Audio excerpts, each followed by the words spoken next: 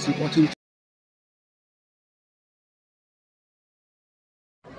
It's your boy Miguel Z with the Value of Wrestling New Japan Rebound Podcast. I've got a guest for you folks at StocktonCon. What up, everybody? AJ Kirsch here, the voice and the host of StocktonCon. The value of wrestling is awesome, so subscribe on YouTube. Scan the QR code right here, now. Subscribe, check it out. There we go. You'll be glad you did. Thank you, brother. Yeah, that's what. Hey, man, shout out the Value of Wrestling. I'm right here with the Big O's, San Jose. We done shut the shit down. Love and respect, all right? Value of Wrestling. Hello. Man, thank you, brother.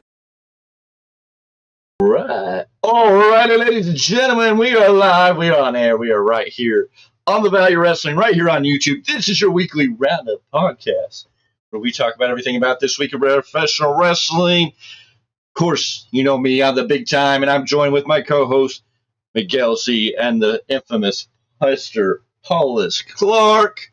Gentlemen, it is a wonderful day. It's another day, and we are here, and we're going to have some fun. We're going to deep dive in today. The big question is AEW on its deathbed? Is AEW going to die, or will it survive? How do we right this ship if we were to right this ship? Lots to talk about. WWE seems to be on the right track, headed in the right direction. They have a great pay-per-view coming up.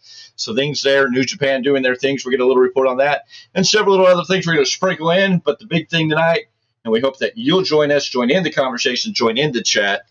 Let us know how you feel about where AEW stands. And if you're part of AEW, we hope that you'll top out because, you know, if you haven't, you're here. Let's get this out on Twitter. Tell Tony Khan to come join the conversation. We'd love to hear what he has to say about where he's going, what the direction of AEW is, because it's a little bit confusing, la-di-da-di, if you know what I mean. Welcome to the party. Anyways, ladies and gentlemen, if you check the description below, our good friend, a good ally of the Value Wrestling, a Kirsch, is working to raise money for childhood cancer. The description is linked below. It's Men's Health and Fitness. He is, last I heard, he was #1. We want to keep him up there. You can vote every day for free, or you can donate and get extra votes. So make sure you go check it out. The link is in the description below. If you can't give a donation, go ahead and check out the free. You can vote once a day free to keep help supporting that. If you can, give a donation, buy some votes. Let's make sure he ends up #1 in this contest because he's raising money for a good cause. Gentlemen, AEW. This last week, we had Dynamite. The show was hosted by Marty Richards and Miguel Z. I see Miguel has survived that event and seems to be okay. Of course, I think he had got a new nickname of Mr. Giggles that night, but we'll find out if he ever crossed paths with Mr. Marty Richards again. But yeah, that show was. I mean, even the ratings have shown that show was very. Now, I know a lot of people are going to say WWE's ratings have gone down since WrestleMania, and that's very true. They've lost over 1 million viewers in that time, but again, they had a lot of big parts coming in, and The Rock was bringing many eyes and attention to the show. And after WrestleMania, that's kind of the typical things that happen with WWE. But they have a higher up and down flow, and they are still selling out shows and staying hot. They're selling out 10,000-seat arenas where AEW's not. And AEW doesn't have the room to really lose viewers. Like WWE has room to lose some viewership, and it's, you understand it a little bit. But when AEW's dropping below 700,000 now for this past week's show, I think their average, I don't even see the average. I think it was 600 and something this week, 600 and something, 700. I forget what it is. Yay. Okay. Why do random people want to text me when I'm live on a show? Like, random people out of the sky freaking blue. Like, why do cherries want to show up? That's an inside joke. Out of the blue, Cherry wants to show up. Yeah. Mm-hmm. Angel. There we go. That might be a better one. Like, just randomly when I have a conversation. I understand what you meant. I know who you meant. What? Anywho. If it was somebody important, I get it. But just random, like, hey. What? Stay in your lane. Anyways, AEW Dynamite, I think, did 600 and something. I wish I had that number still in front of me. It's somewhere in our chat. I know I told you guys that. If one of you wants to still over 600,000. That's nothing. That is. But they were below 700,000. Now they started off in the first quarter hour. You're 10 to or you're 8 to 8:15. Okay, yes. With the Jeff Cobb, Kyle Fletcher versus Bryan Danielson, John Moxley match, they got 753,000 viewers. The next quarter hour, the 8:15 to 8:30, the continuation of the Cobb and Fletcher Danielson Moxley match. Takeshita showing up, Claudio showing up, the recap of Adam Cole in the House of Black live angle, and then the Elite Jack Perry backstage promo brought in 692,000. Then in the next quarter hour, 8:30 to 8:45, we saw FTR's backstage promo, the Christopher Daniels and Matt Sydal versus the Young Buck match, and it dropped down to 656,000. Telling you, people don't care about the Young Bucks. I'm sorry. They just don't. That is a continuous flaw in the system. People turn away because during the 8:45 to 9 o'clock hour, the Tony Storm backstage promo, the Malachi Black backstage promo, the Hook versus Sebastian Wolf, Hook Jericho live promo with Big Bill and Shibata, and then the Swerve Strickland backstage promo brought in 692,000 people. So they had an up after the Bucks left the TV. After that, we had the Brian Cage versus Swerve Strickland match, which everybody was probably wondering why. That dropped down to 652,000 people. So from 10 to 10:15, the continuation of Cage versus Strickland. Then the Christian came out. The Hook and Shibata backstage promo, the Tony Storm and Harley Cameron match started. We had 678,000. From 9 to 9:30, Tony Storm versus Harley Cameron again. Will Ospreay, Roderick Strong backstage angle. The Will Nightingale and Mercedes Moné live angle brought us down to 663,000. Then from 9:30 to 9:45, we had the Nightingale Moné live angle. The Okada versus Dax Harwood match, and it dropped down to 622,000 to end the show. The lowest rating of the show, the 12-minute overrun. They had a 12-minute overrun, brought in 634,000 people. Most of those people probably tuning in for whatever came in. So those are ratings for the week. Not a pretty picture. The pay-per-view, Double or Nothing, is not exciting. And we're getting this show for this week. Swerve Strickland's going to take on Nick Wayne, which seems a little bit late since you're going right into the pay-per-view on Sunday. I don't know why he's facing Nick Wayne now in a match. And then you have the three-way number one contender match for the FTW Championship. So these three guys are going to wrestle to get a title shot against Jericho at Double or Nothing. They had to win matches on Collision to get the matches here. So you're going to have Hook versus Shibata versus Brian Keith. Then it was announced that Trent Beretta and Orange Cassidy are going to have another match at Double or Nothing. So on Dynamite, we're going to have Roderick Strong team up with Trent Beretta to take on Orange Cassidy and Will Ospreay. Now, I get all these men are facing one another at Double or Nothing, yada, yada, but this seems like a stupid tag match. It is, but WWE was known for that as well for the longest time. Under Redacted's ending role there, yes, I know. Yes. Then we have Tony Storm's going to team up with Mariah May, and if you're a Saraya fan, at least you'll be happy because Saraya is going to wrestle again when teaming up with Harley Cameron. Kyle O'Reilly's going to take on Malachi Black. Bryan Danielson's going to wrestle when he's already injured and needs his vertebrae, as he's come out and said. He's got 3 damaged vertebrae. He's wrestling injured again. And he's going to take on Satam Singh, who's been hired by the Young Bucks to take out Bryan Danielson. Bullet Club Gold's going to be on TV. Take a Shit is going to take on Matt Sydal. And we're going to get another preview of the Will Nightingale Mercedes Moné match coming up at Double or Nothing because you know how well that's doing. And John Moxley will be in the building somewhere doing something. This show is already like, I want to cry because, I mean, there's just nothing here. Why do I need to see Nick Wayne and Swerve Strickland at this point? I get Swerve is going to face Christian. He's part of the patriarchy. But, I mean, why Nick Wayne on the Go Home show? This is your Go Home show. Nothing on this Go Home show gets you more excited for the pay-per-view. Why am I having a triple threat for the FTW title? Why are we trying to make this? Why are we trying to give Hook like the Cody Rhodes story? Like he needs to go through adversity to get back to the title match. and why is Hook getting a match to get back at his title, but people like Samoa Joe isn't getting a chance to get his title back? And then I don't even know why Orange Cassidy and Will Ospreay need to team up. Kyle O'Reilly versus Malachi Black. It just seems like a waste of time. Why are we trying to kill Bryan Danielson against Saddam Singh? Granted, Bryan Danielson's going to chop down this giant tree. Saddam Singh's going to look like the biggest joke since he's arrived on the scene, which I called it a long time ago. And a lot of people are like, well, you got to give it time. You don't know. It could be better. I'm like, no, he's going to be the AEW, the version of the Great Khali. Tell me when I'm telling lies. We didn't know. great That call. was one of those people who were saying, give it time. Yeah. We didn't know how bad Tony's booking was going to get at the time. And then we have Take a Shit taking on Matt Sydal. I mean, I don't even know what Evan Bourne's doing on the show anymore. He needs to look into his third eye and go somewhere else like TNA. And why do we need to see any more of this Will Nightingale Mercedes Moné bullcrap? Nobody cares about this match. Everybody knows Mercedes Moné is going to win. Mercedes Moné has been booked like crap. Tony Khan's wasted money. Dude, the ratings for AEW have gone down since the hiring of Okada, Ospreay, and Moné. The big money Tony Khan has thrown at them. Because he's made them look like jokes. The big money he has thrown at them, and they have not paid off. The highest rating they've had since these three were hired was the night they showed the backstage footage. CM Punk drew more of a rating for AEW Dynamite than Okada, Ospreay, and Moné could together. Now. And that was like, what, a 30-second to 45-second video? of a little boy getting choked out. And another little boy getting scared for his life, right? Until he gets dropped on his head. But hey, that's not scary. Please feel free to join in the conversation. Let me wear the neck brace once. Just let me wear the neck brace once on air. No.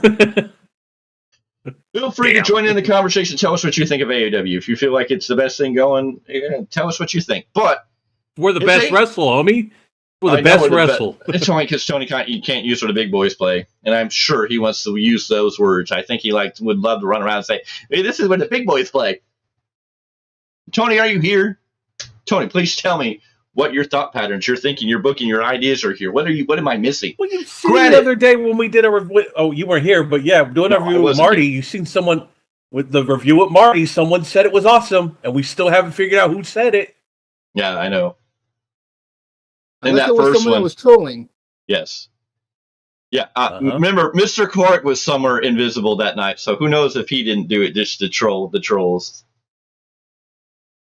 Oh man, Mr. Clarke, come on, dog. This mother trucker had to call my ass out. What mother trucker? Hold on, wait a minute. What mother trucker? Who called you out? You. Just now. I wasn't. Oh, right now. Okay. I was saying I wasn't on the show. I know Marty called out you too on the show, saying it was probably you. Till it cut out. And Marty was too busy preaching the gospel, trying to get me to show my true self. So I mean, it is what it is. Anyways. Well, the question I have then is, does Marty think that you're hanging out with Dalton Castle? Oh no. Are you one of the big boys?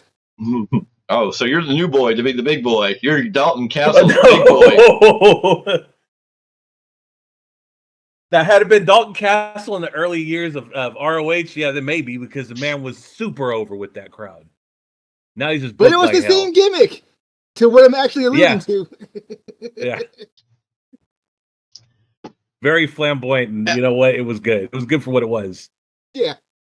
Please join in the conversation if you're here. We want to hear from whoever's here. And if you're watching this, let's tweet this out. Let's get this out there. We want Tony Khan to come on here, or anybody from AEW for that fact. I'd love to hear from anybody related within AEW. $10 bucks. Y'all know you want to come and join us for a conversation and have a talk to get some kind of respect back for you. But, you know, you guys are scared too. Well, you blocked two of us out of the 5 people at the Value of Wrestling as it stands. As 3 people are still not blocked. I guess Jane AI Bot is not really trying to get blocked, but we know Marty Richards and Mr. Z have been trying to get blocked and can't. Me and Mr. Clarke got blocked for very, very, I don't know. Anywho, Dynamite. We still want to know why you.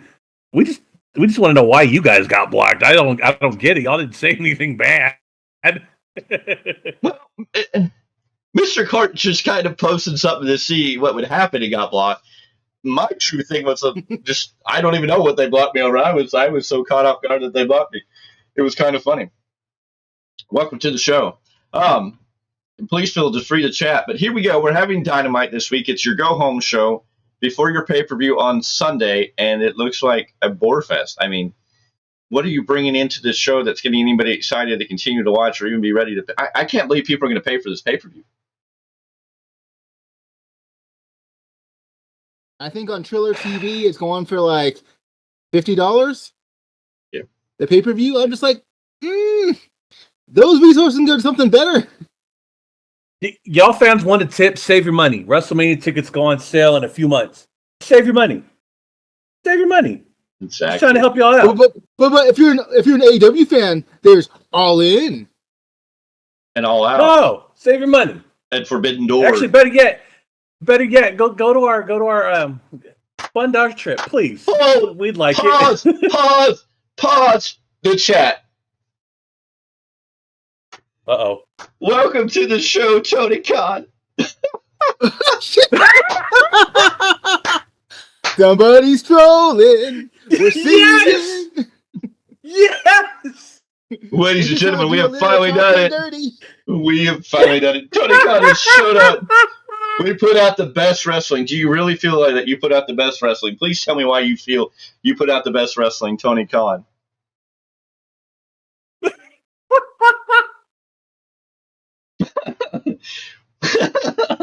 This shit's great.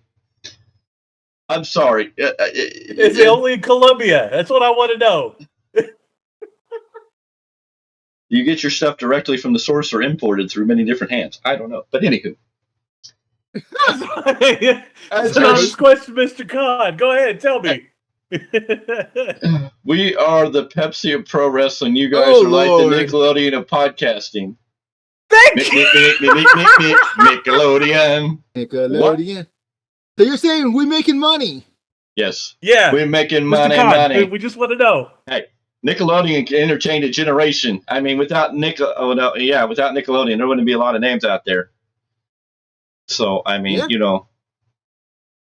we wouldn't have, I believe Keenan and Kel were Nickelodeon. I believe Good Burger was all part of Right.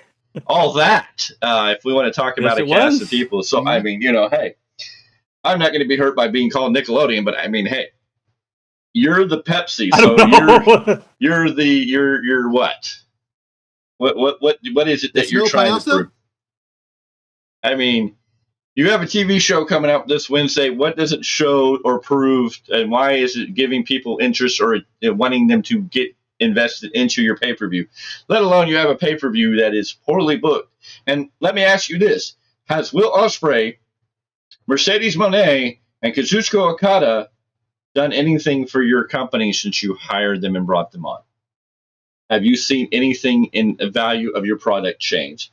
And so it was all the hush kid touching, just like WWE's the Harvey Weinstein of wrestling. Okay, well, Tony Khan, okay. You want to throw out all the catchphrases. All right, a bunch of one-liners, but no substance. Yeah, I mean, we you're just not want to know one thing, Mr. Khan, I just want to know too. How's that casting couch business going? I mean, have you talked to Jericho lately? Yeah, I mean, if you want to start pointing fingers, let's talk about people that are under your contract, like Ric Flair. And I mean, hey, you never want to talk about who might have signed an NDA and who may have done something or didn't. I think they each bring value to AEW. They should bring value, but they haven't. I mean, Okada looks like soft serve ice cream. I mean, he looks boring, plain, and simple. He's the same shit every week. He hasn't done anything to bring interest into the company. You can ask, what about Rick? Well, you have Ric Flair under your contract, notoriously known for touchy-touchy. We won't even forget about his helicopter incident. Oh, we're dropping out. Tony's messing with our internet helicopter over my head. Uh-oh, here we go. Okay, we're back up. Anywho, you might want to fix your crappy audio. Hey, we dropped out. If you want to play with my internet at least signal. we got audio going. Hey, I mean. What about this man right here? What about AEW? What about this man right here? Who? Why you ruin these men? That's what I want to know. Main eventers. Sold out several Big Tyme New Japan pay-per-views. And now they're reduced to nothing.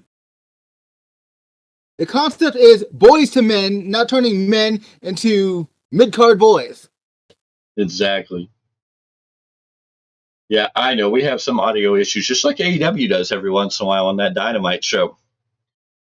So, You sure know how to mess with audio there, Tony Khan. Yeah. Ladies and gentlemen, feel free to join in the chat, join along with Tony Khan here, and join the conversation. AEW, is it dying? It's I don't know where it's going. And look at this pay-per-view. Is this the pay-per-view you're excited for? 4 people in here and the 3 of you, and that includes me. You're all in here as you speak, right? 4 people in here, the 3 of you, and that includes me. You're all in here as you speak, right? No, wife's on live. She's in the other room. Wife's watching it. I don't know what he means by that. You're breaking up badly. Can't hear anything. I'm sorry. That's a little bit of the internet connection. That's AT&T, Mr. Khan. You want to pay for my internet bill and get me something better? We do the best we can here. There's sometimes that it gets stagnant and beat up. So I do apologize. We do what we can. Just like Dynamite. Yeah. Don't be scared now, Tony. We're not going to come after you. We respect you. I mean, honestly, I think you're a great guy. You're a good person. You're friendly. I think you have your heart and your mind in the right place. I just think you're bad at what you're doing.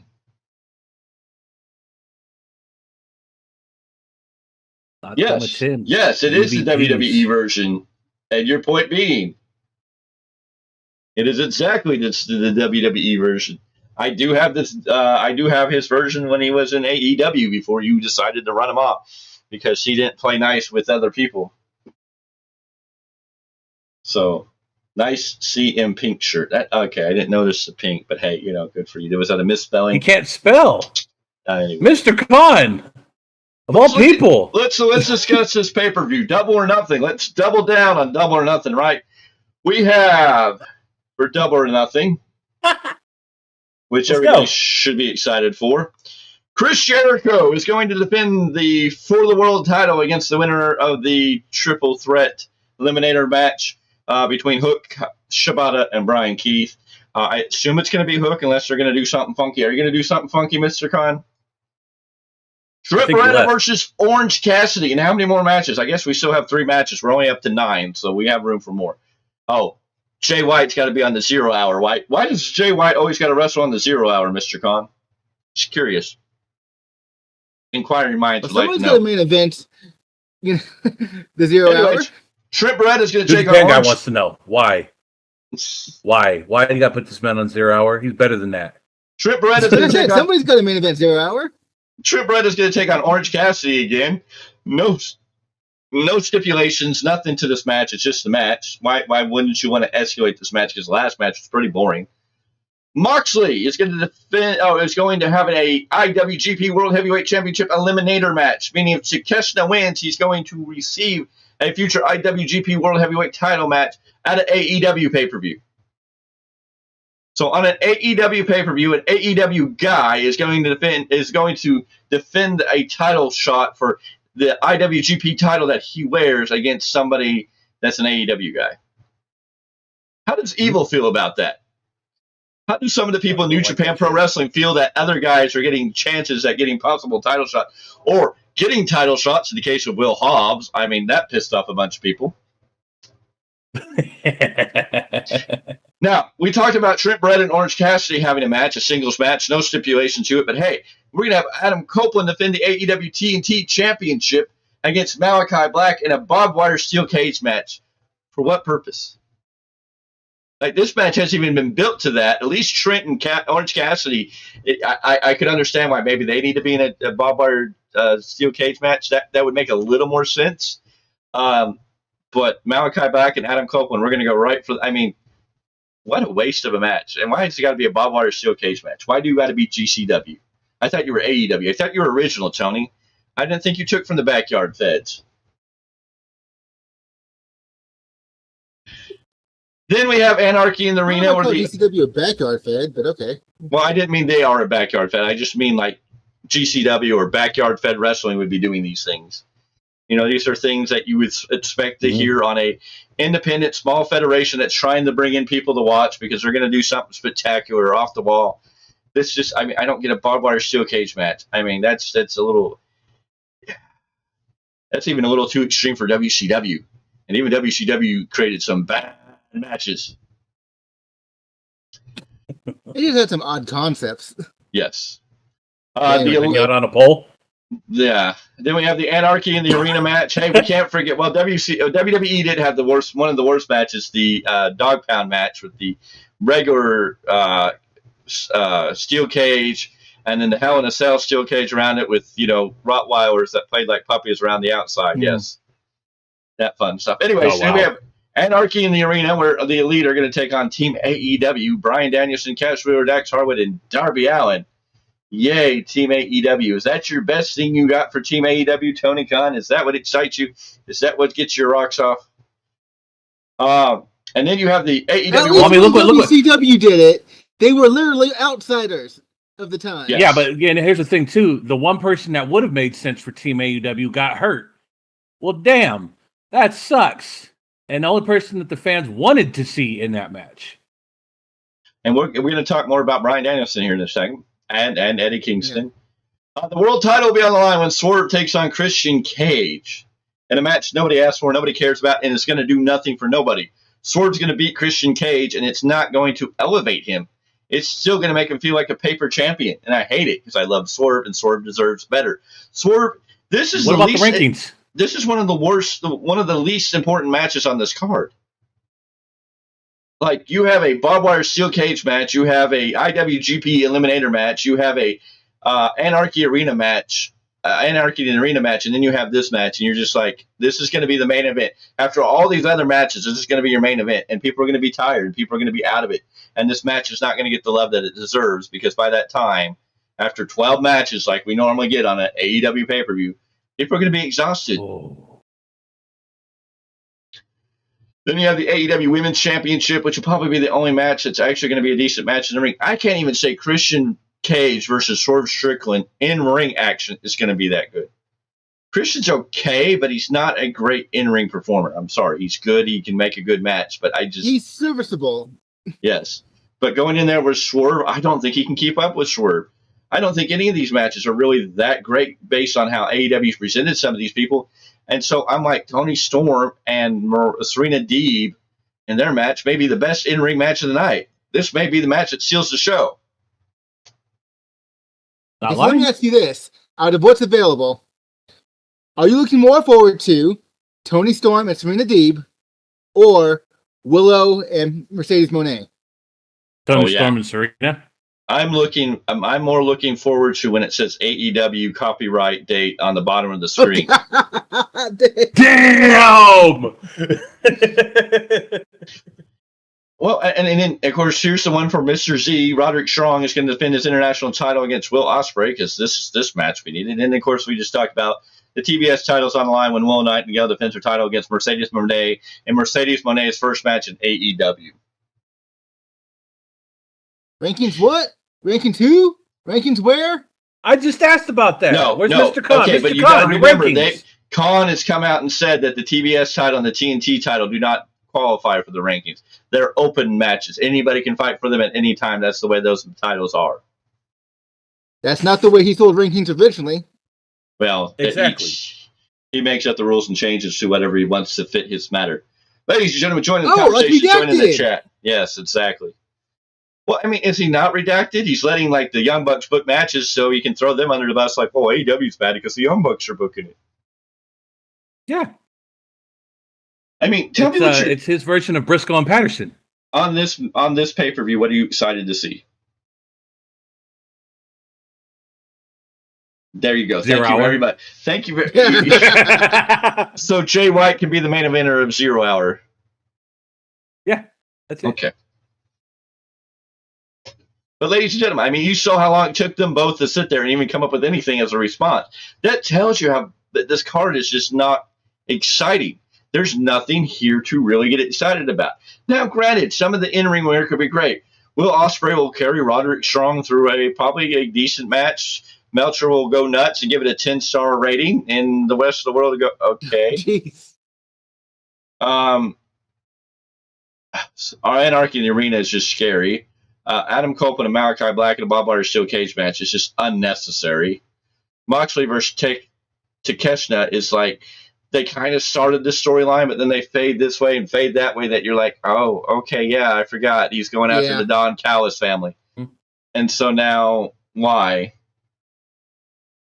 Brenna and Orange Cassidy, why are you even putting this on a pay-per-view? The match they had on Dynamite sucked. You already did it, and now you're rushing back to it. It's like, we already seen it. Why do we need to see it again? It wasn't any good. Because it's his favorite toy. He has to make sure that Orange Cassidy gets as much TV time as he possibly can. So where's Joe going to be? Is Joe going to be regulated to like Jay White on the 0 Hour now? Well, I mean, he's already regulated to messing with Hook still. Going back to I almost forgot about him. I almost forgot about old Joe. Like, that's sad. Well, and then we're going to have Jericho defending his For the World title against probably Hook in this match, which is going to be interesting. And then I guess we're going to have Joe take on Hook after he wins back the title. And Jericho, yes, people are telling you retire because that's like the truth. You need to retire. He'd be okay if he went into like a J.J. Dillon position, if he was a manager of a stable, if he took the learning tree and was just a manager and not wrestling. I actually don't mind Jericho wrestling, but maybe have him over on Collision. He doesn't need the big spotlight role on TV that he is. If he wants to wrestle, that's what I'm saying. Put him towards Collision. Put him towards Rampage. He's done. There's nothing there. I'm like, if he wanted to be J.J. Dillon and wrestle or be a manager like J.J. Dillon and create a big heel stable, then I think he'd be okay. But otherwise, it's just like everybody's done with him. There's nothing else for him to do. There's nothing else we want to see him in. He's messing with Hook. They're trying to I think that's the point. The whole point is to use his main event status, quote unquote, to help elevate Hook. You could use it's the writing's on the wall of what they're trying to do. Whether it works or not, it's a separate story. No, I know that's what they're doing. They're trying to use Jericho's main event rub to get Hook somewhere, but I'm like, that's stupid because you already put Hook in a title match against Joe. So you've already presented him in a main event. Look, and Jericho ain't going to do anything for Hook. Hook was already loved. The only thing this is doing is making people go, oh, great, they're killing Hook. The reason why I'm going to agree with you is because when they put Action Andretti against Jericho, they put him over, but haven't done anything with him since. No. He's regulated to Ring of Honor. They're going to let Hook have matches and stuff. They're going to have Hook take back the FTW title, and we'll just hopefully Hook's contract will run up soon, and he'll get the hell out of there and go to NXT. Now, since Taz originated the title, and I believe that he still owns the title, I wonder if he would let Hook take it to NXT. I hope Taz goes with him. Yeah, there you I go. hope Taz takes his ass back there at WWE. Because Taz even seems kind of lost in the shuffle on AEW. He's a voice. He's good at what he does, but I'm just like, I don't even know if half that time they talk on that commentary team, it's not even about the match or rambling on about other wrinkly-dinkly stuff. I swear, half the time they're talking about what they did during their week more than what's going on in the ring. Not everyone hates that, per se.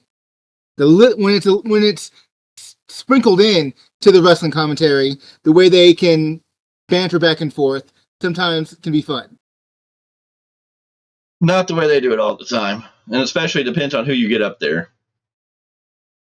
And here, do you guys want to see Jerry the King Lawler and Jim Ross on commentary in an AEW event? If it's one match, sure. If it's more than one match, no. Give me a match that's worthy of having them commentate during. One. Okay. It's not even about being worthy. It's about making sense. But you get what I'm saying. It's just... I think that's the same thing almost. Instead of just... yeah, pretty much. So is AEW dying? Can they rectify this ship? Yes. Guess what? Can't just say yes. Yes, with the way things are going right now, the cluster fluff booking, the no point in story. Can they rectify what they've done? Yes, they could do that, but they need direction. They need someone with a strong wrestling sense that knows what they're doing to help guide this ship. That's the problem. They don't have it. And before AEW fans say Chris Jericho, no, it don't work that way. So What about guys like Bryan Danielson? What about guys like Kenny Omega? What about some of the names they do have back there that are talent that came from WWE that are working back there as agents? I mean, there's names, there's people there. The question is this: would the Young Bucks let them do it? What? Why are you saying? Why are you saying? Will the Young Bucks let them do it? Young Bucks are just EVPs. We don't really know what their authority or role is. At the end of the day, the buck ends at the man who self-proclaims himself as the president, the CEO, the boss, the booker, the everything. They all. Can we take a look? Tony Khan. Where does the creative control begin and end?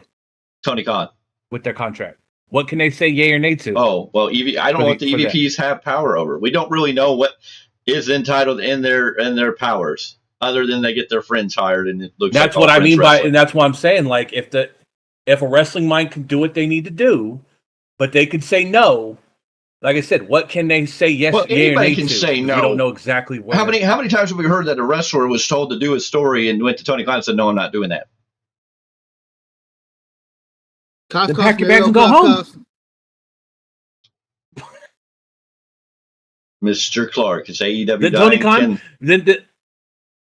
Go ahead. I was going to say, then Tony Khan be a boss, tell him to go home. If you don't want to do it, go home. Tony Khan can't do that. Mr. Clarke, is AEW dying? Can they rectify the ship?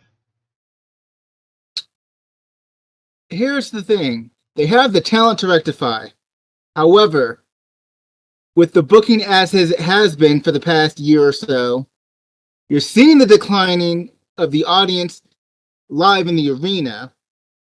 You're not growing the audience, your television audience, and you're showing that you're not interested in growing your television audience, which would also grow your in-arena audience.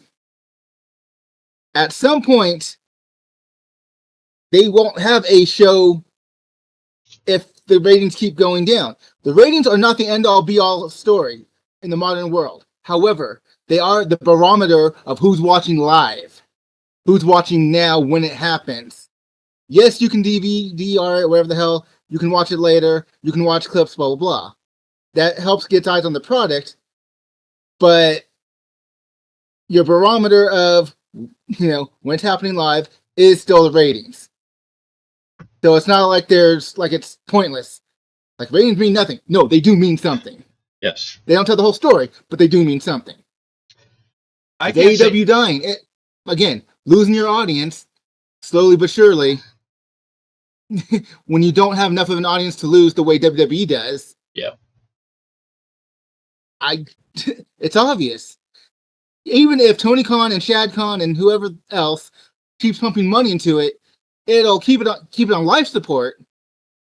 But if ultimately you get down to so low of an audience that it's not even worth it to Warner Brothers Discovery to keep the show on, therefore you don't have a platform anymore, you either have to pivot or start listening to the wrestling minds that you have on deck. They have the talent, they have the minds there that know how to run a wrestling company because they work multiple different companies as well as the biggest company in the world. Yeah. AEW is the tools are there. Yes, they're in a very sticky position. Are they dying? Yes, in some ways they're on their deathbed. Are they going to die? It's really hard to say because, again, if you have a lot of money to pump into something, you can keep it afloat. Maybe not in its original connotation or its original form or the original idea, but yes, I mean AEW could be on some low profile access or low branded streaming service or TV channel. Yeah, I mean they could find a spot where their niche audience where they're going to get enough ratings that it's going to be viable for that broadcaster, that streamer, whatever to do it. So, I mean, we've seen TNA through its elements of dying and coming back, dying and coming back, surviving. So you have to look at it and go, AEW could. Yeah. And Tony Khan and Shad Khan, and they have the money to pump into it to keep it afloat. And I know I've heard rumors at a time that Tony Khan was talking about creating his own channel just so he could keep AEW on TV or some platform. And I wouldn't put it past him to throw that money out there to do something insane like that. But the big thing is AEW needs to redirect itself, and Tony Khan needs to admit that he doesn't know how to book TV. Compelling TV. He doesn't even know how, and he's not even showing knows how to book pay-per-views with this upcoming pay-per-view. We've given Khan for a long time leniency on pay-per-views because he usually gives us good pay-per-views. This is not a good pay-per-view. There is nothing that I see anybody really excited about wrestling. I see people upset, like, why are we having Anarchy in the arena? Why are we starting this? Why are we having a Bob Wire match? Why is there an IWGP Eliminator match? Like, some of this stuff is just unnecessary and doesn't make sense. People are already, Mercedes Moné is dead on arrival.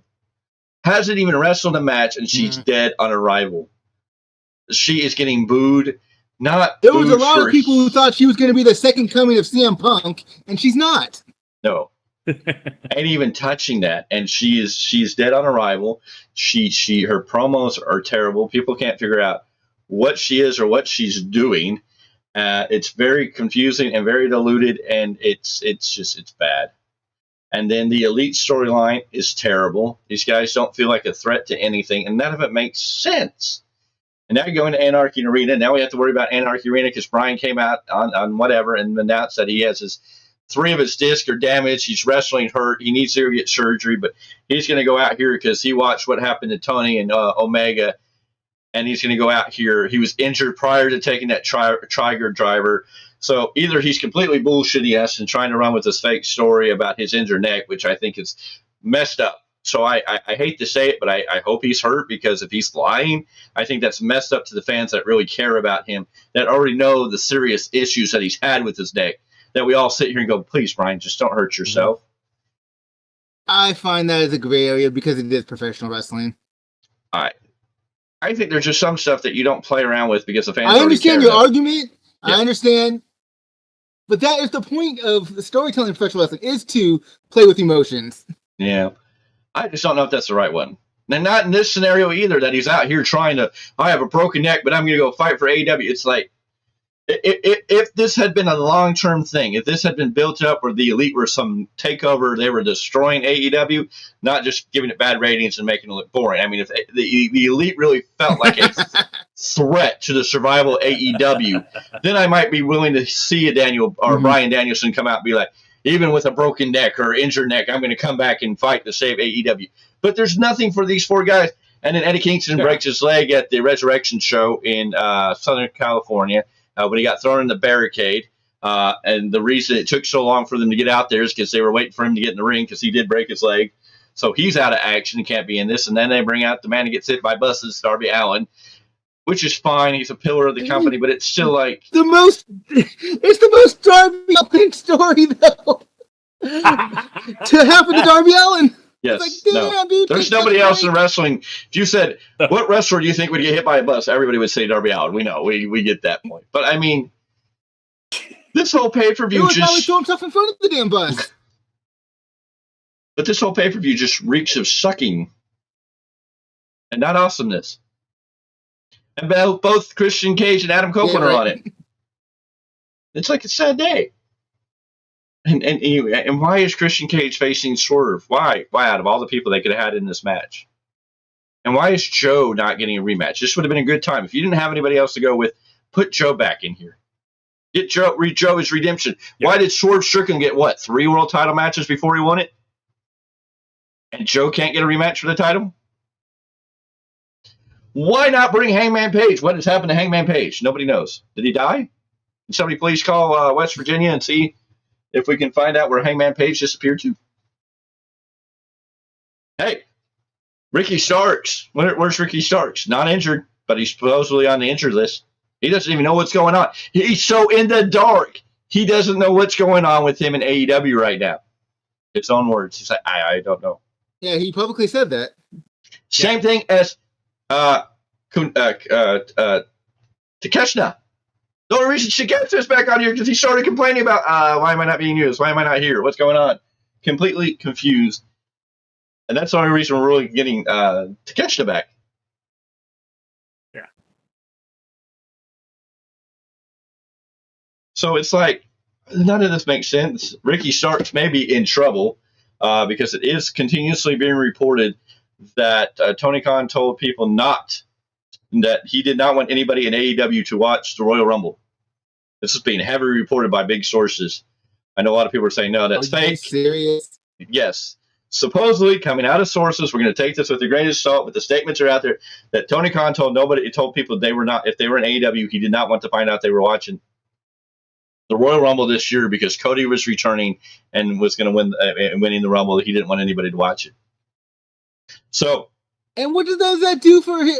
That's just obviously, there's a deep-rooted issue between Tony Khan and Cody Rhodes that we are not getting, because Cody got upset when they talked about him and especially about Brandy in AEW, and Cody came out and said, "I love AEW. I want them to do something, but when you talk about me or my wife, that was a no-no." And you could tell in this interview with Hawani that he was upset at Tony because Tony allowed that, and there was some conversation. There is something going on between Tony and Cody that goes back to why Cody left, and whatever fallout there is there. There's something there, if that is. And here we are. We know Ricky Starks and Dustin Rhodes were both in attendance for WrestleMania and shown in many different situations. Not on WWE TV, granted, but in other situations. So we know he was there. And since then, we have not seen Ricky Starks on TV. Now, granted, they used Dustin Rhodes to capitalize on the Cody Rhodes story, but he's kind of been regulated to nothing now. But, I mean, Ricky Starks has pretty much said that he feels that he's just being forced to wait out his contract. And all he wants to do is go back and wrestle. So, allegedly, they can get permission to start doing indies to keep up his in-ring work, if you will, while he's waiting out his contract. Is he going to team up with Jack Perry in the future, and they're going to be the scapegoats? Hell, Sammy Guevara's asking to come back. Yes, he got suspended however long ago he did that thing. Wasn't that like the end of last year that he hurt Jeff Hardy? Yeah. I don't remember when that match was now. And Sammy Guevara's been on this. I don't remember if it was late last year, early this year. I don't remember. But yeah, it's been a while. Sammy Guevara's still trying to figure out when he gets to come back. What? I don't know. I don't know what to say about this company. I don't know what to even put into this company sometimes. I don't know. It's crazy. Just remember, it's not AEW, it's AFW, All Friends Wrestling. And only if you're friends will you get put over. Maybe. Well, with that thought pattern, ladies and gentlemen, we're going to switch things up here briefly. But first, let's get into one of our partners. Are you a Funko Pop collector? Well, we have a connection for you that's going to help you find those hard-to-find Funko Pops. So let's check out this from the Goldmine.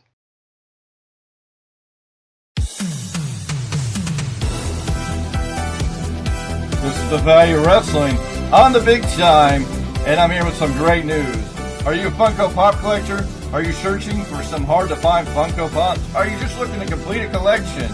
Well, the Value Wrestling is teamed up with the Goldmine. Yes, ladies and gentlemen, the Goldmine, which can be found on Facebook, or by going to the description below and clicking the link, you can sign up to join the Goldmine, who will help you find those hard-to-find, rare pops. They'll help you complete your collection. Just let them know when you're signing up what Funko Pops you're looking for, and that the Value Wrestling sent you. The Goldmine, the ones that are going to help you to find those rare-to-find pops and help you finish your collection. All can be done at the Goldmine. Sign up today and make sure you tell them the Value Wrestling sent you. All right, we are back, ladies and gentlemen. Yes, if you're looking for Funko Pops, whether it's wrestling related like the ones behind me or any other thing else, check out the Goldmine right there on Facebook. Drop it down or look down in the description below. You're going to get the link to that Facebook group. You can sign up, tell them the Value Wrestling sent you. Let them know what pops you're looking for, and they're going to help you find those hard-to-find pops. And again, always check out our partner. He's down below, AJ Kirsch, trying to raise money for childhood cancer. Click the link below. Down there, it says AJ Kirsch trying to raise money in the men, health, and fitness. I forget the words exactly, but it's men's and health fitness. It's a charity thing.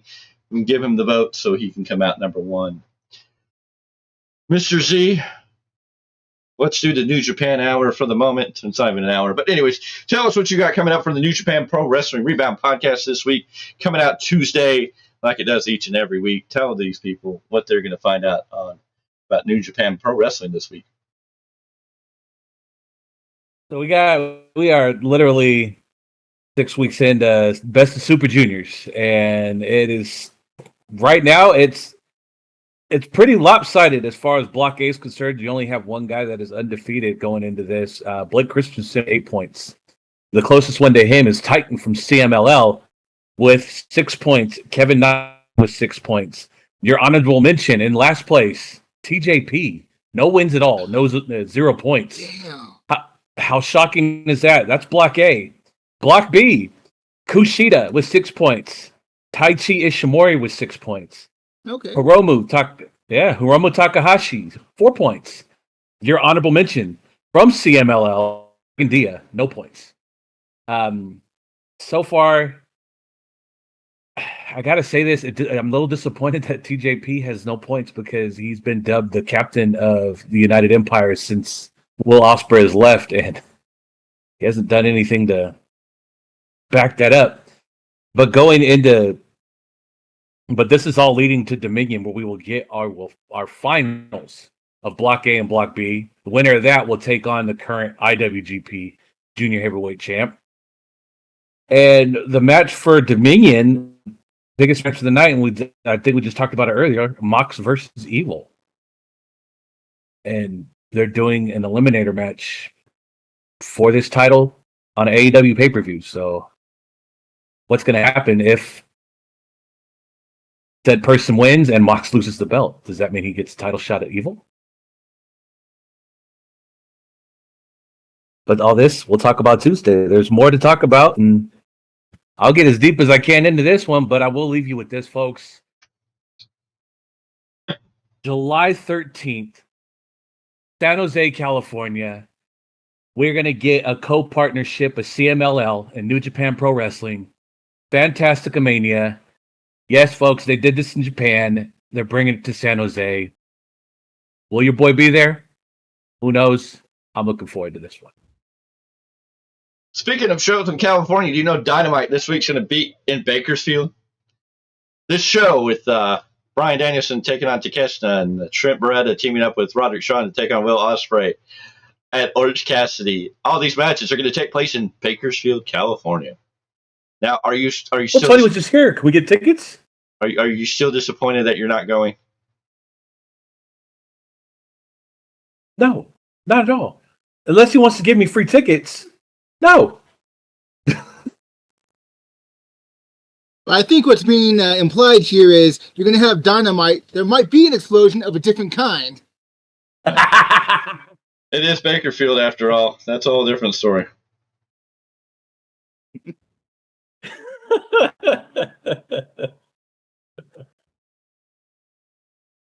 Nah, it's just what hurts is that there's going to be all these really good shows coming our way, and I'm not going to jump the gun to get to them because there is an on sale date that I'm saving. Yes, there is a big on sale date that we're saving up for, and that leads us to our next little content here. You want to help us? You want to support us? Well, let me tell you how. Make the dream of the Value Wrestling going to WrestleMania 41 come true. You can do it, and we'll let you know right now. Support the value of wrestling. Help us make WrestleMania special. Dear friends, family, and fans, I hope this letter finds you well. As a valued supporter of the Value of Wrestling community, we are reaching out to share an exciting opportunity with you. As you may know, WrestleMania is one of the most anticipated events in the wrestling world, and it's an occasion that holds great significance for us. It's not just about the matches, it's about the energy, the passion, and the sense of community that comes with being part of such a monumental event. This coming year, we have a unique chance to enhance our involvement and share the experience with you in a whole new way. Our goal is to attend WrestleMania 41 and create special content and live updates that capture the essence of this incredible event. We believe that by providing exclusive behind-the-scenes insights, interviews, and real-time coverage, we can offer our audience a truly immersive experience that celebrates the value of wrestling in all its glory. However, we can't do it alone. To turn this vision into reality, we need your support. Your generous contribution will help cover travel expenses, accommodation, equipment costs, and other essential expenses associated with our attendance at WrestleMania. Your support will not only enable us to create exceptional content but also allow us to connect with fellow fans, forge new partnerships, and promote the positive impact of wrestling on individuals and communities alike. Here's how you can help. 1. Financial contribution, any amount, big or small, will make a difference and bring us closer to our goal. Your donation will directly contribute to making our WrestleMania experience unforgettable. 2. Spread the word, share our fundraising campaign with your friends, family, and fellow wrestling enthusiasts. Every share increases our reach and brings us one step closer to reaching our goal. 3. Encouragement. Your words of encouragement and support mean the world to us. Knowing that we have your backing motivates us to work even harder to deliver the best possible content and updates. Together, we can make WrestleMania truly special and showcase the value of wrestling to the world. Thank you for considering this opportunity to support us. Your generosity and belief in our mission are deeply appreciated. If you have any questions or would like more information, please don't hesitate to reach out. We're incredibly grateful for your ongoing support and can't wait to share this journey with you. Warm regards. The Value of Wrestling Team. valuewrestling@gmail.com. All right, we are back. If you want to support us, there's a link in the description below. Click that link. You can go to that page and you can help support us. Any amount helps. Hope to have your help and support in doing that as we do other things to build our way to being at WrestleMania 41 in Las Vegas, Nevada. Gentlemen. Bryan Danielson's injured. Isn't sure as a follow. It's going to be interesting to see. I hope he is okay. Still mixed reviews on the Tiffany Stratton thing. I've heard reviews that she's not in trouble, and then I've heard reviews after the fact that she was originally supposed to move on but didn't because of stuff. So there's that. But, I mean, I don't know. I guess it's time for that infamous time of the show. That time of the show that's the most exciting moment of this show. It's Mr. Clarke's hour to shine. Moment to shine, I should say. Ladies and gentlemen, this is the Clarke Report with Mr. Paulus Clarke. What do you got for us tonight?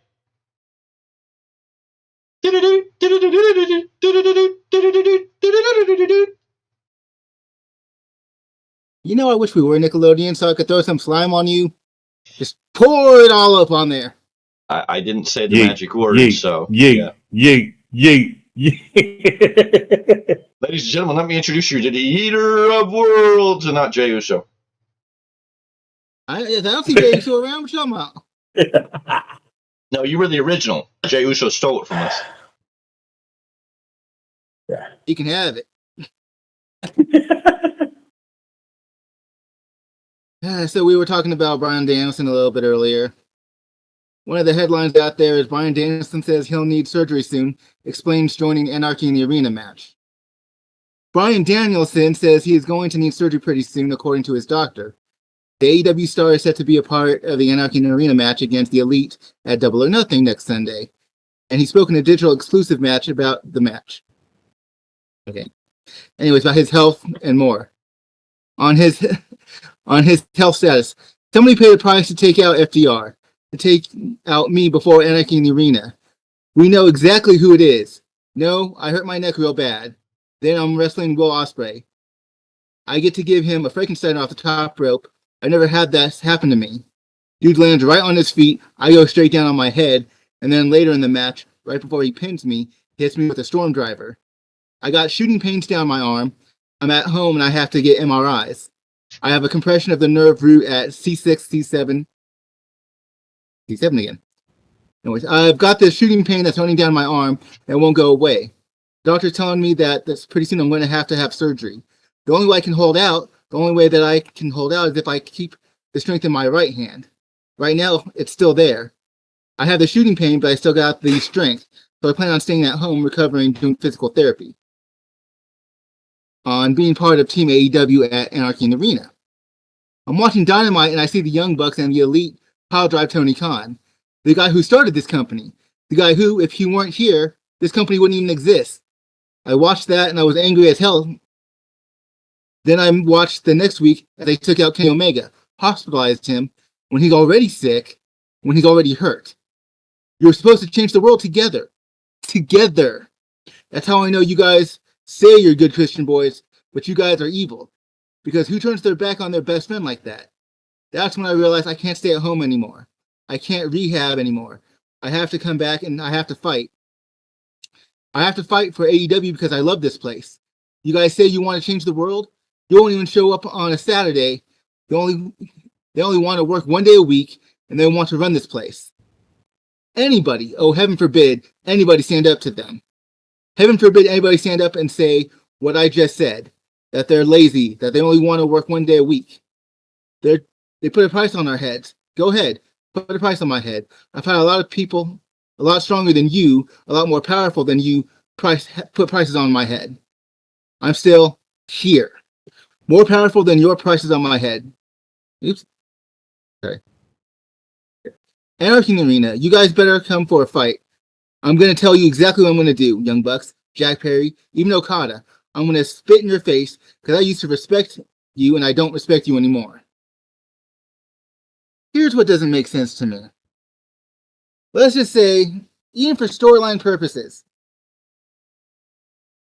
if you are hurt, you have this reputation, you're like, you were retired for a while. Yes, you had this great celebration coming back. You made it back. Kind of like Edge in the same way, too. It doesn't make sense, knowing that you have to have surgery coming up, to put yourself in such a dangerous match. And not dangerous by storyline means, but by in reality terms. Yeah. No, I mean, he took the driver, the Storm driver, the Tiger driver, 96, whatever we're calling it, from Osprey, did that thing. We didn't know if he was selling or if it was real. And then when you hear this stuff, you're just like, go retire. We don't want you to hurt. You don't need to die in the ring. I mean, we already got Ric Flair trying to figure out how to die in the ring. We don't need Bryan Danielson dying in the middle of the ring. And it's not that big of a deal. It's not like, oh, they power drive Tony Khan, and they've had no follow through. That's really built it. They brought in Kenny Omega to take him out, to keep him out, even though we already know he's out.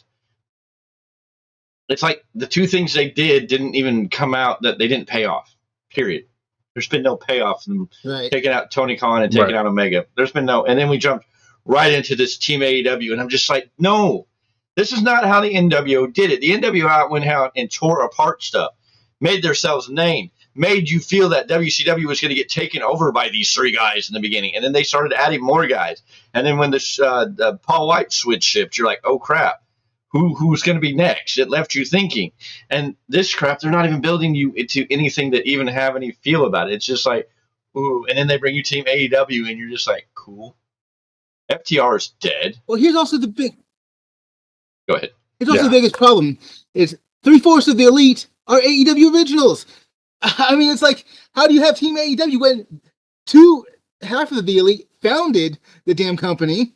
Jack Perry's an original. He's been with the company for several years. I mean, it's like, and like you were saying, at least with the NWO, when you had Hall, Nash, and eventually Hogan, and the people who would come afterwards, Hogan was an insider who was already part of WCW, but Hall and Nash were coming back to WCW, and that's only if you were a longtime fan to know that they were in WCW before. Most fans at that time only knew them as WWF wrestlers. Yeah, so it was like they were looked upon as outsiders. Even though Hogan was at WCW, when he turned, everybody just assumed he'd been working with them the whole time. I mean, he created so much heat with the turn. Yeah. One of the greatest turns of professional wrestling. I mean, one of the most hated. I mean, the way they threw trash in the arena that night. I mean, Hogan changed the world of wrestling again. Whether you like him or not, that night when he came out as the third man, he forever changed the landscape of professional wrestling again. He originally did it when he brought Hulkamania live, and then he did it here. I hate giving Hogan credit, but that's one place you cannot do anything but give him his flowers. And when you're trying to recreate, and that's what everybody's pointing to, this is trying to be like an NWO. The Elite aren't taking over anything. They took out the boss way too soon, really. I mean, at least when when Hall and Nash kind of took out Bischoff, we didn't know all the details of where Bischoff stood in power exactly. We knew something was there, but it was like not anything big. Here they took out Khan, and it's ridiculous. And they took out Omega, and it's just like, yay. And now we're already supposed to get behind this force of AEW. And Bryan Danielson's idea or story there is great, but it's just like the story that's been told up to now, it doesn't fit his story. Like, I'm coming back to fight the good fight. And you're just like, yeah, okay, cool, whoopee. Like, I can't get behind it. I buy his logic a little bit, only because from the start of his AEW career, he said he wanted to be here for XYZ reason, and that he loves professional wrestling, and he loved AEW. And that's when he first got here, let alone now, up to this point. If he wants Team AEW, he needs to go call 2 people that would really be a good fit for Team AEW. CM Punk and Cody Rhodes. Okay. And here's my biggest question. Oh, Lord. Here's my biggest question. Is there anybody else that out there that really bleeds AEW? Let's talk about the one man who was trying to stop another man from winning the AEW World title because he wasn't going to let him do what he did somewhere else to AEW. Do we not remember when Hangman Page went out on his own and started shooting on CM Punk, and he was going to be the protector of AEW from CM Punk? Why is Hangman Page not in this? Where is Hangman Page? Did he get hit by a train? Did he fall in the river? Well, he did say Virginia is for lovers, so maybe he's with a lover. Did he get lost somewhere? Did he get lost in the creek down there by the Hatfields and McCoys? Which is not just legend. This is like real life. I mean, there's real families out there in West Virginia, Kentucky, on the border there. I mean, how come this should be the most angriest man in professional wrestling right now? Hangman Page. Swerve is the AEW World Champion, and his buddies have suspended him and are trying to take over AEW, and he's supposed to be the great protector of AEW. And where is he? And if he comes back, it's drunk cowboy bullshit, then he's done. I mean, how many times do they got to argue he's already done? He is done. Yeah. I know, but if they brought him back as drunk cowboy, like if we find him at Anarchy in the Arena in the bar drinking somewhere by himself and they just happen to stumble on him. They've done that stupid shit before. If he pops up with the Dark Order, I swear to God. I mean, is it on the lawnmower this time? Why is it even at least the Dark Order getting into some of this? I mean, there's some. I mean, just. And the other fact is, none of these people came out like there isn't. When Tony Khan got hit, where was FTR? Where was Bryan Danielson? Where was Darby Allin? Where was Eddie? Well, I think Eddie might have came out there, but I don't remember. Anyways, where were these people when Tony got power driven by them? The biggest name that was in the ring that night was Orange Cassidy, if I remember. So, I mean, how do you say this is? How do you just say this is Team AEW? And nobody, I mean, FTR is floating dead. After they lost that title match and the way the story went down with Jack Perry, FTR is just dead. There's no love. And Dax Harwood, I love you, Dax, but why are you out here fighting this fight on Twitter?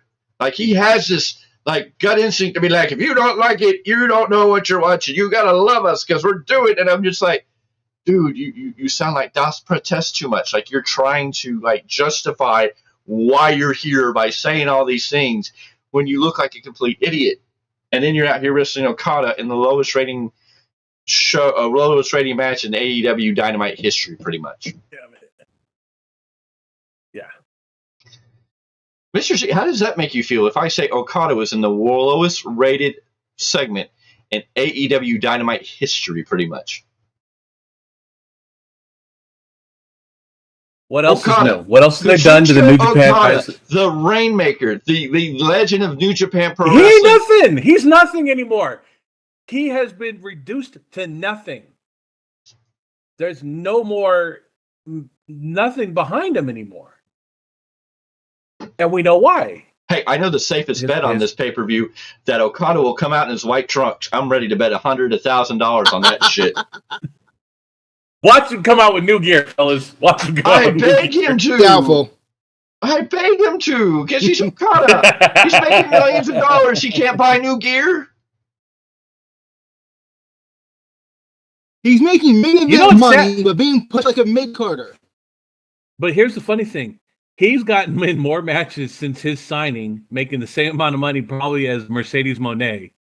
and she still hasn't wrestled a single match. Oh, he's seen more action than Mercedes Moné, not even in match, not even in wrestling. The most Mercedes Moné's gotten was a slapping and through a table. Mercedes Moné is dead, and Ospreay's barely hanging by a thread at this point. And when you hear Ospreay teaming up with Orange Cassidy, unless you're a diehard AEW fan, or I don't know how you get excited about this. And I mean, we love Orange Cassidy, we love Will Ospreay, but I'm sorry, putting those two guys together on a TV show right now is kind of like, I mean, at least there's some reason to it, but it still just seems like, why are we sticking them together? Why is Orange Cassidy and Trent Beretta going for another match on a pay-per-view and not an added stipulation? Like if they escalated this into a street fight, or the rights to Chuck's mom, or some stipulation to the fucking thing. Am I wrong? I mean, once you have one match, why do you come back and have another match? I made a suggestion earlier and I got fired. So I'm not. Yes, you did. So don't even go there. But I mean, Orange Cassidy beat Trent, right? I'm correct. So what is why is there another match? I mean, Trent should have won the first one to give us a reason to want Orange Cassidy to get this rematch. But in this match, should there not be a stipulation to elevate the match? I mean, are we not? I mean, this match is, I mean, at least they've given you some storylines as best friends turning on one another.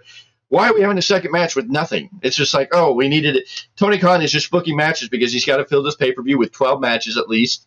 So we can sit through 12 matches of 4 hours of disaster and come out on the other end, and Dave Meltzer can give him a slap on the back and say, look, 5 stars, 5 stars, 5 stars, 5 stars. Trent Beretta and Orange Cassidy, 5 stars. Anarchy in the Arena, 10 stars. Swerve Strickland and Christian Cage, 4 stars. Okada wrestling a broom, 20 stars. Jeez. Tell me Meltzer wouldn't give that match 20 stars. Tell me you wouldn't. Okada's name's in the match. He's given 7 stars to an inflatable doll, so I get it. Well, but that match was actually more interesting than half the shit that was on AEW TV this week and this coming week. That match between Kenny Omega and a blow-up doll was more entertaining than what was on last week's Dynamite and probably this week's Dynamite and probably this pay-per-view. I think that's got true. more views than AEW has fans. That probably has more views than AEW has viewers this week. I bet you that's probably somewhere up in the millions. Kenny Omega versus a blow-up doll probably competes with WWE level attendance.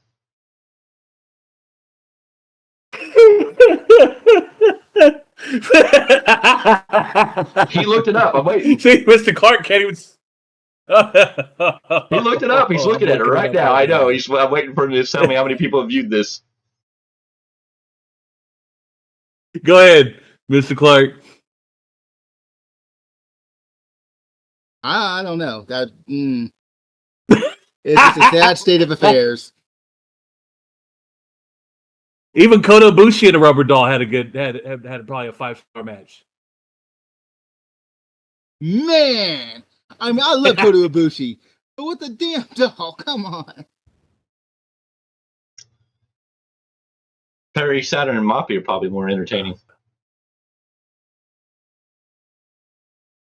Oh no, not Moppy. How about Chavo and his horse? Pepe. Ibushi probably has better ratings on a bicycle.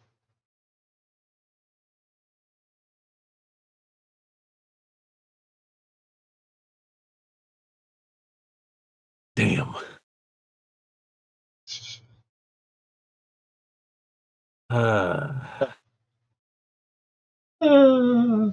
Yes, it is. It is, fellas. It is what it is. Yes. But yeah, no, I mean, that's what we're looking at. We're looking at a pay-per-view. We're looking at a show at Bakersfield. They have an arena for 10,000, but they're only filling it with 2,300 people. And last I heard, they had only had given away 1,900 of the 2,300 tickets. They had distributed, what's the keyword, distributed 1,900 of 2,300 tickets. So that's all tickets. That's not just tickets sold. That's tickets distributed. So that's comps, frees, giveaways. Right. In the words of Jim Cornette, if you want to find out where the homeless in Bakersfield this week is, just head to the AEW show. Jeez. Even Brian Lass on the Jim Cornette show today had a conniption fit about all of this. So, gentlemen, is there anything else you want to say before we get out of here for the night? No, except thank you, Mr. Khan, for showing up. We appreciate it. We don't know where you went. He didn't like our audio issues, which he seemed to cause, because as soon as he left, we didn't have any more audio issues. Very interesting. What did you say? Very interesting. The internet issues and everything we had like he was here. I don't know. Ladies and gentlemen, did he at least like it? No, I think we only have 2 likes, so somebody in here hasn't hit the like button.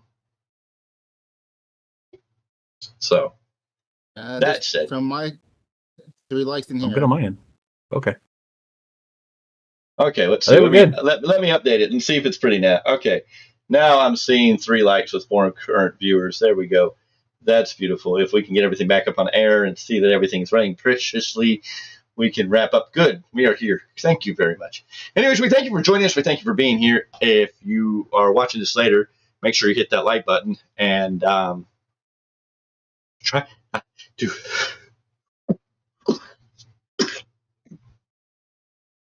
hit the thumbs up, like, comment, subscribe. Exactly. There you go. If you're watching this later, go ahead and hit that thumbs up button. If you're ring that bell for notifications, so whenever we create new content or videos come out, you'll be notified. And if you're new here, we would like you to subscribe. We are getting very close to that 500 mark. That's going to be a big deal. And then we can break into that 1,000 mark when the fun of the party is going to get started. La-di-da-di. Check everything in the description below. You can find our LinkedIn tree where you can go to other pages, other information, and our Facebook group. You can find the Goldmine. You can find where to donate to AJ Kirsch, a good friend and ally of the Value Wrestling. We love you, AJ. We wish you the best. We hope you get number 1. We can't wait to sit down and do an interview with you, sir. We are waiting on that day. We know you're a busy, busy man, but we haven't forgotten about you. We know you haven't forgotten about us, and we send you much love. So make sure you're doing what you need to. Donate to AJ Kirsch's charity. And, of course, you can also find our little GoFundMe page in the bottom of that description. Click the links. Go do all that. Check that all out. Subscribe. Become part of the Value Wrestling family. We'll be back tomorrow. Me and Mr. Clarke will be here tomorrow for your Monday Night Raw post-show review. We'll review everything that went out on Raw. This is the go-home show for Raw for King and the Queen of the Ring tournament that's coming up on Saturday, live from Saudi Arabia, 10 a.m. start time on the Pacific side. So we'll be ready for that. Tuesdays, Mr. Miguel Z brings you the New Japan Pro Wrestling Rebound podcast, where he breaks down everything going on in the world of New Japan Pro Wrestling.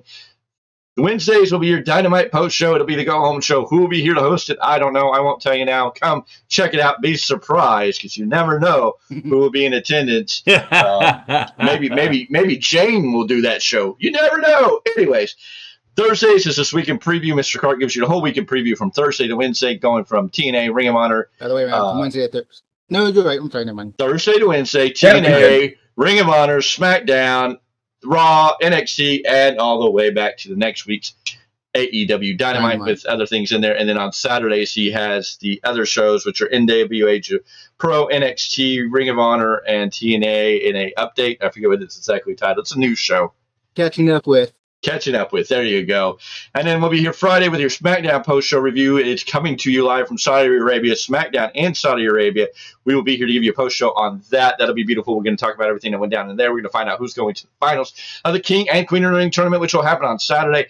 All 3 of us will be here on Saturday, probably in the afternoon, right after the King and the Queen of the Ring tournament in Saudi Arabia. It starts at 10 a.m. Pacific Standard Time, so we'll watch that through. It should be an exciting time, a great time, good pay-per-view matches. We're going to crown a King of the Ring and the Queen of the Ring. Will we crown a new world champion or a new WWE undisputed champion? Will Logan Paul beat Cody Rhodes? We know Logan Paul has weaseled his way out and is not defending his U.S. title, so a lot of things going down on Saturday. King and Queen of the Ring, I think we're excited for that. We can't wait to see what comes out of that, what the fallout's going to be. It's going to be interesting. And then Sunday, we're going to drown in our tears. We're going to drown in our sorrow. There'll be no weekly rebound there'll be no weekly roundup next week, because we will be doing the post show for Double or Nothing. Yes, the AEW pay-per-view, Double or Nothing. We will try not to drown ourselves. We will try to find a way to be here, be entertaining, and be sober. Damn. Ladies and gentlemen, so make sure you ring that bell for notifications so when all this stuff goes down, you're going to be notified about it. Make sure you're subscribed because joining the Value Wrestling family is going to lead you to the future. Join on this bandwagon, join on this strip because we are going to be the number one. We're not here to be pretenders. We are here to be contenders. You can believe that. Take it to the bank, cash it because we are on our way. And once we arrive, ladies and gentlemen, we're going to take this whole IWC by storm and we are going to be the name. When you talk about the IWC, Value of Wrestling, is going to be synonymous with all of that because we are going to be the very best. You can believe in that. Are you ready? Ladies and gentlemen, I thank you for being here. Thank you for tuning in. Thank you for chatting with us. Make sure you drop your comments below if you're watching this later. Gentlemen, tell them good night. Tell them fair dues. Tell them so long. Goodbye. Adios. Fair do. Good night. All right. Good night, folks. Ladies and gentlemen, we're going to get out of here for now. We'll see you on the next one.